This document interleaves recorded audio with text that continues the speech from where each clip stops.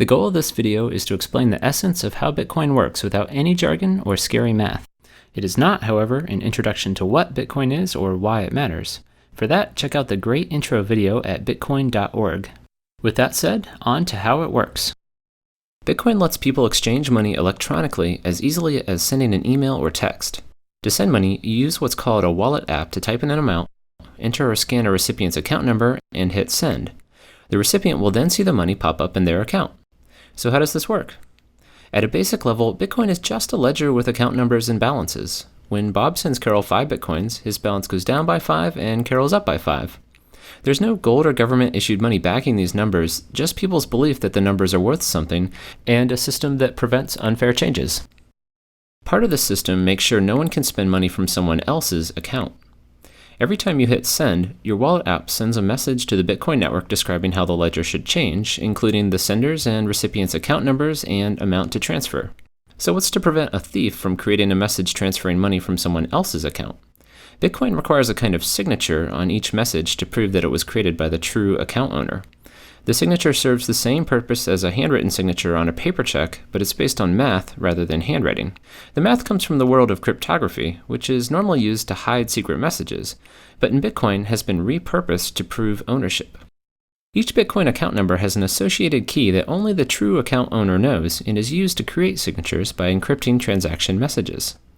Others test the signature by trying to decrypt it. If successful, they know the signature was created by the true account owner. In addition to not relying on handwriting analysis, these math-based signatures can't be copied and reused on other transactions, since the signatures are unique to each transaction. So these signatures keep unauthorized transactions from changing the ledger, but who exactly is checking the signatures and overall maintaining the ledger?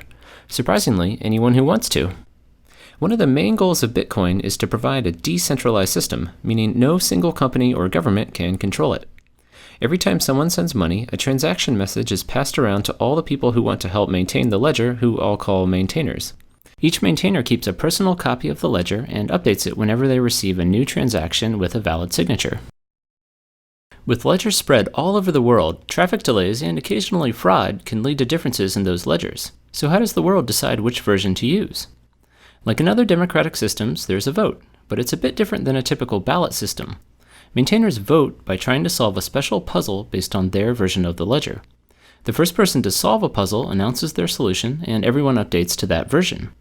So the vote turns out to be a kind of mathematical race, but it's designed to favor the majority's version.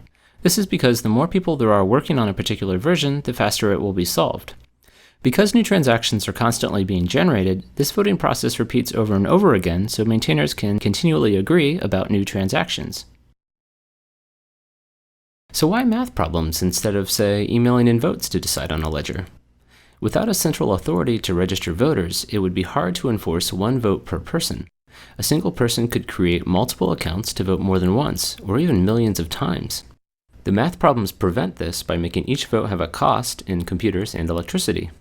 This means outvoting or outsolving the majority to take over the ledger would effectively require outspending the majority, an unlikely event.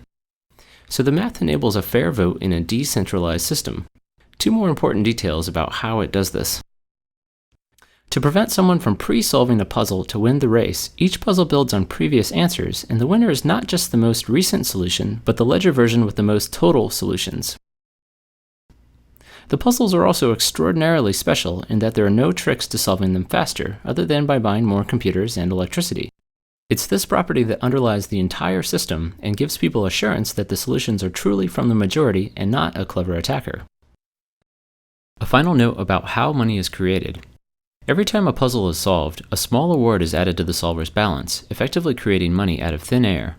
This award acts as an incentive for people to help maintain the ledger and is in addition to small fees senders attach to transactions.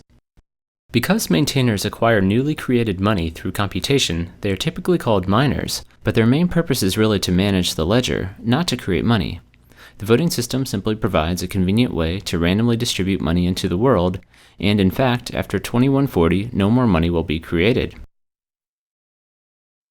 In summary, Bitcoin is an electronic currency that's based on a collaboratively maintained ledger.